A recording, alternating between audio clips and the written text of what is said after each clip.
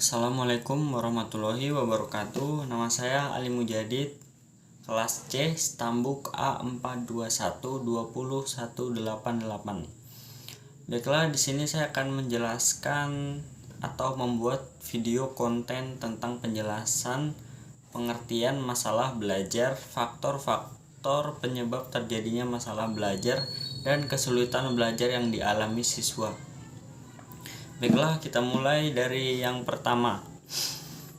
Pengertian masalah belajar.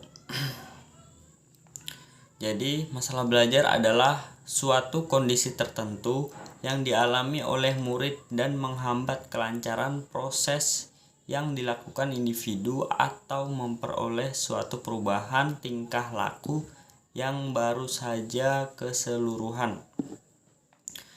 Kondisi tertentu itu dapat berkenan dengan keadaan dirinya, yaitu berupa kelemahan-kelemahan, dan dapat juga berkenan dengan lingkungan yang tidak menguntungkan bagi dirinya. Dalam interaksi belajar, siswa merupakan kunci utama keberhasilan belajar dalam proses belajar yang dilakukan. Aktivitas psikis berkenaan dengan bahan belajar. Baiklah, ada beberapa kesulitan belajar yang dialami siswa. Yang pertama, learning disorder atau kekacauan belajar adalah keadaan di mana proses belajar seorang terganggu karena timbulnya respons yang bertentangan. Kedua, ada learning dysfunction, merupakan gejala di mana proses belajar yang dilakukan siswa tidak berfungsi dengan baik. Meskipun sebenarnya siswa tersebut tidak menunjukkan adanya subnormalitas mental, gangguan alat indera, atau gangguan psikolog lainnya. Yang ketiga, ada underachiever, mengacu kepada siswa yang sesungguhnya memiliki tingkat potensi intelektual yang tergolong di atas normal, tetapi potensi belajarnya tergolong rendah. Nomor 4, slow learner atau lambat belajar adalah siswa yang lambat dalam proses belajar sehingga ia membutuhkan waktu yang lebih lama dibandingkan sekelompok siswa lain yang memiliki taraf potensi intelektual yang sama. Learning yang kelima ada learning disabilities atau ketidakmampuan belajar, mengacu pada gejala di mana mahasiswa tidak mampu belajar atau menghindari pelajaran, sehingga hasilnya belajar di bawah potensi intelektualnya. Kemudian ada faktor-faktor yang mempengaruhi masalah belajar. Faktor-faktor yang dialami dan dihayati oleh siswa, dan hal ini akan sangat berpengaruh terhadap proses belajar. Yang pertama, faktor internal belajar. Sikap terhadap pelajaran. Selama melakukan proses pembelajaran, siswa bersikap akan menentukan hasil dari pembelajaran tersebut.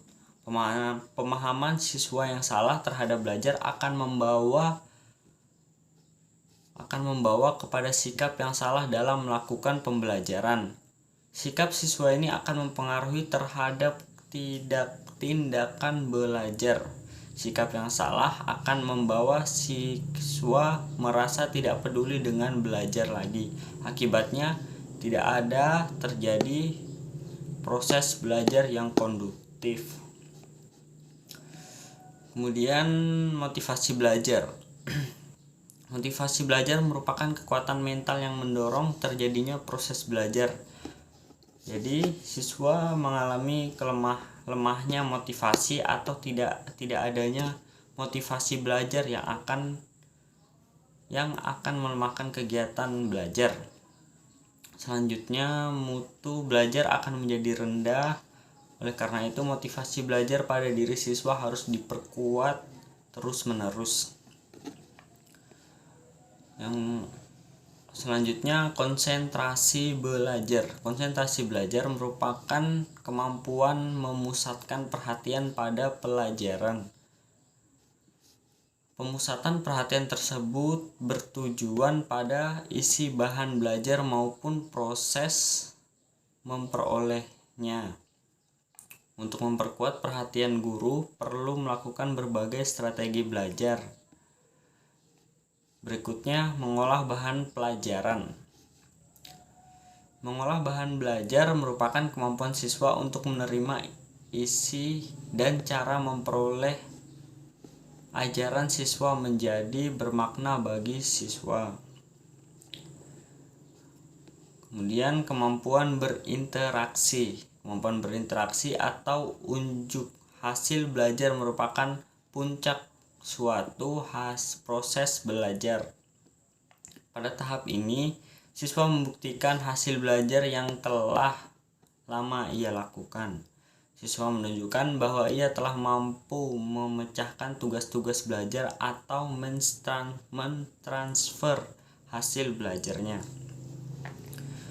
Kemudian, rasa percaya diri siswa. Rasa percaya diri timbul dari keinginan mewujudkan diri bertindak dan berhasil. Dari strategi perkembangan, rasa percaya diri dapat timbul berkat adanya pengakuan dari lingkungan sekitar mereka. Kemudian, inteligensi dan keberhasilan belajar. Inteligensi merupakan suatu kecakapan global atau rangkuman kecakapan untuk dapat bertindak secara terarah, berpikir secara baik, dan bergaul dengan lingkungan secara efisien. Kemudian, kebiasaan belajar. Kebiasaan belajar mahasiswa atau siswa akan mempengaruhi kemampuannya dalam berlatih dan menguasai materi yang telah disampaikan oleh guru. Kebiasaan buruk tersebut dapat merupakan belajar pada akhir semester, belajar tidak teratur, menyanyiakan kesempatan belajar, bersekolah hanya untuk bergengsi, datang terlambat, bergaya pemimpin, bergaya jantan, seperti merokok, dan lain-lain. Kebiasaan buruk tersebut dapat ditemukan di sekolah-sekolah pelosok, kota besar, kota kecil. Untuk sebagian tersebut dikarenakan oleh ketidakmengertian siswa dalam arti belajar bagi diri sendiri. Cita-cita siswa. Cita-cita sebagai motivasi intrinsik perlu dididik. Didikan memiliki cita-cita harus ditanamkan sejak mulai kecil. Cita-cita merupakan harapan besar bagi siswa agar selalu termotivasi untuk belajar dan serius demi mencapai cita-citanya. Kemudian ada faktor eksternal belajar. Yang pertama, guru sebagai pembina siswa belajar. Jadi, guru adalah pengajar yang mendidik. Ia tidak hanya mengajar bidang studi yang sesuai dengan keahliannya, tapi juga menjadi pendidik pemuda generasi bangsanya. Guru yang mengajar siswa adalah seorang pribadi yang tumbuh menjadi penyandang profesi bidang studi tertentu. Kemudian, prasarana dan sarana pembelajaran. Lengkapnya sarana dan prasarana pembelajaran merupakan kondisi pembelajaran yang baik.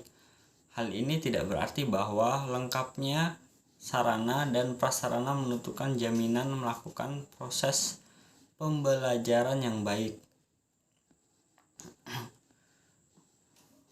Selanjutnya, lingkungan sosial siswa di sekolah. Tiap siswa dalam lingkungan sosial memiliki kehidupan masing-masing atau memiliki kedudukan, peranan, dan tanggung jawab sosial tertentu. Dalam kehidupan tersebut, Pergaulan seperti hubungan sosial tertentu. Dalam kehidupan tersebut terjadi hubungan akrab kerjasama, kerja berkooperasi, berkompetensi, bersaing, konflik, atau perkelahian. Selanjutnya, kurikulum sekolah. Kurikulum yang diberlakukan di sekolah adalah kurikulum nasional yang disahkan oleh pemerintah atau yayasan pendidik. Selanjutnya, faktor-faktor penyebab terjadinya masalah belajar.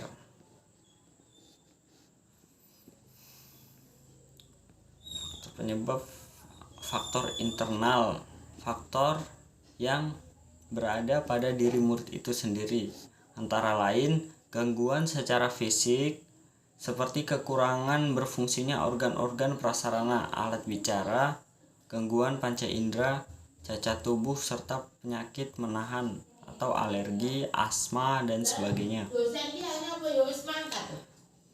Kedua, ketidakseimbangan mental atau adanya gangguan dalam fungsi mental.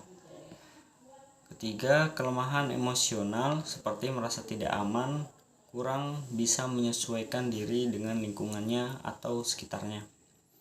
Kelemahan yang keempat, kelemahan yang disebabkan oleh kebiasaan dan sikap salah seperti kurang perhatian dan minat terhadap pelajaran sekolah, malas dalam belajar, dan sering bolos atau tidak mengikuti pelajaran dalam kelas.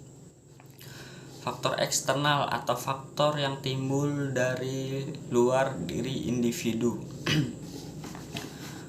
Antara lain sifat kurikulum yang kurang fleksibel, terlalu berat beban belajar bagi murid atau pelajaran yang diberikan oleh guru. Terus metode mengajar yang kurang memadai, kurangnya alat dan sumber untuk kegiatan belajar. Kemudian ada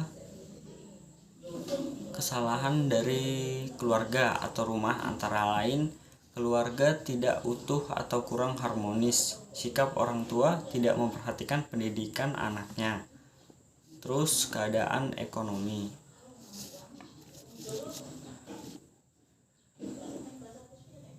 Baiklah, mungkin hanya itu saja yang dapat saya jelaskan dalam materi pembelajaran hari ini. Sekian dan terima kasih. Wassalamualaikum warahmatullahi wabarakatuh.